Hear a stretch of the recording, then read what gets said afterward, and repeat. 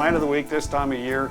There's one plant that shines above all the other plants that everybody wants. The nurseries are either full of them now or getting full of them, and we're talking. It's our pansies. Pansies. It's our pansies. Pansies. It is that time, and pansies are our go-to plant. And you know, our breeders have done a great job, you know, getting different colors, different flavors, different ruffles of the petals, and they're a lot hardier than they used to be. Well, we're fortunate here. We've got quite a few local growers that are growing them here for here. We do. Most of the greenhouses, most of the big nurseries will grow them. They are growing them, you know, from a plant, from seed, and not from seed, from a plug is what I'm trying to say. Right. But we do have a lot of local pansies that are available. So. Right. But the great thing about them, they're misnamed as pansies because they are darn tough. They'll survive a hard freeze and then come back and take a licking and keep on ticking. Yep. Essentially, I'm dating myself. No, that's it. That's it. Aren't they there? But they do great. So you know, plant them, pick your colors. They're beautiful. This is a close-up here of one I took out in my yard last year, but just the detail of them in there and the colors. Like you said, there's so many colors now. I believe there's even a black. There's black. There's a black pansy. Yeah, we do a black and orange out here for OSU on some of the beds. As it should be. For sure, but you know, that black really goes good with that orange, and orange is the best color anyway, so I mean. It's the brightest orange. It works well, but pansies, again, you know, they if you don't find a color that you want, you know, they're around. You just got to look a little bit, and you know, they go anywhere from the little violas, which is a pansy cousin, which has got a small flower about the size of a dime, to on up to almost the size of your hand on the flowers on a pansy.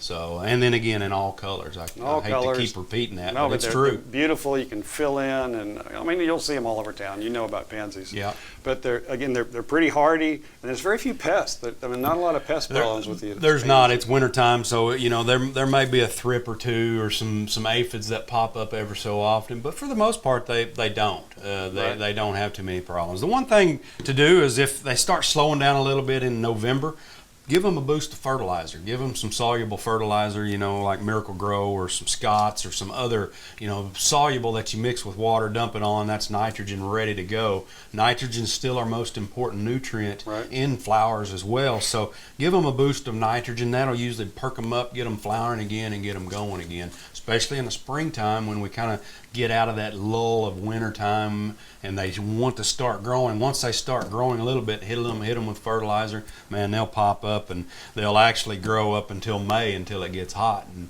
when you need to try to get them out so you can start putting your summer annuals in, but they really look good in the springtime when you really hate to pull them out. Yeah, I always tend to wait too late. I know, I do too. But they're also good for like new gardeners. If you're just kind of starting to garden, they're virtually indestructible. There's not much you can do to them to destroy them.